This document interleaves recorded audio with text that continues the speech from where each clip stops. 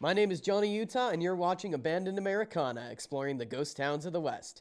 Throughout all my travels, I have amassed a lot of experiences. I've been to over 120 ghost towns across 7 western states, as well as a couple in Nebraska.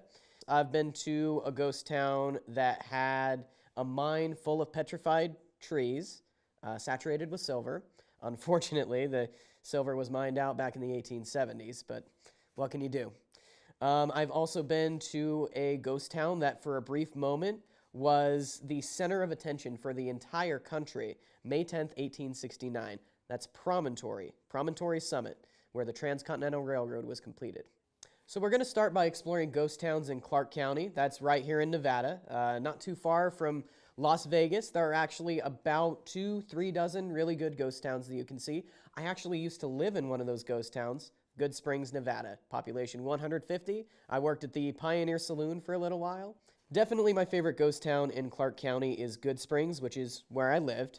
It used to have over 2,000 people. It was the center of population for the entire county back in the day. Las Vegas was actually smaller. It was a railroad stop, and Good Springs was the major town in the early 20th century.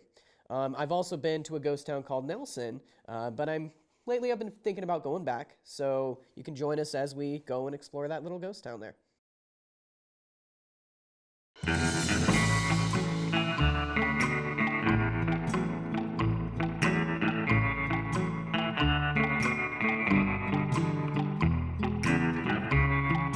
So this is the site of Good's Spring. This is how the town got its name.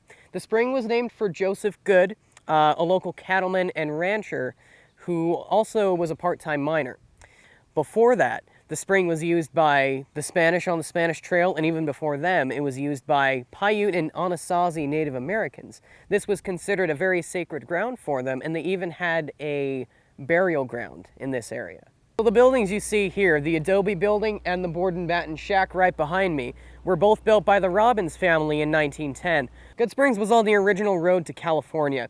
If you look at this marker right here, this was actually part of the old Spanish Trail as well. Antonio Armijo, when he went from Santa Fe, New Mexico to Monterey, California, came through here and used the spring as a natural stopping point. Antonio Armijo, he was an explorer and trailblazer from Mexico who made a trail from Santa Fe, New Mexico to Monterey, California in 1830. When we're done with our tour of Good Springs, let's go ahead and have a drink and hear some stories about Pioneer Saloon. These bullet holes right here, these 3, were from a card game in 1915. Well, folks, Mr. Lee and I would like to thank you for joining us in Good Springs and at the Pioneer Saloon. Until next time.